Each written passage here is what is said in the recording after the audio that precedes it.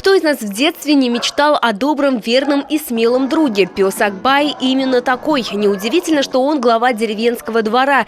И соседствует он с хитрой кошечкой по имени Тамлитамак. Покинув однажды тихую деревенскую жизнь, они отправляются в город, где их ждут неожиданные приключения. Тамлитамак, как это и полагается кошке, гуляет сама по себе. А в это время Акбай обретает новых друзей, помогая им угомонить злобных городских собак. Как-то вот через пластику, через мимику, через какие-то голосовые, все же мы обогащаем наш образ. Ну, стараемся, репетируем, все, Аллах берса, у нас получится. Всякие идеи приходят в голову, и этим самым стараюсь показать этот образ через эти видео. Вот, как сказать, тяжеловато немножко, но нормально получается.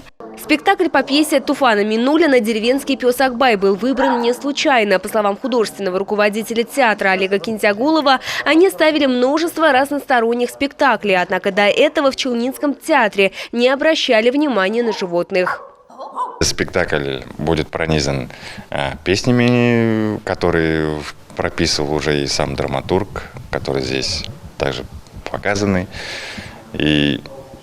Ну и этюды, и игра актеров. То есть Аллах берса будет радовать как маленьких зрителей, так и их родителей.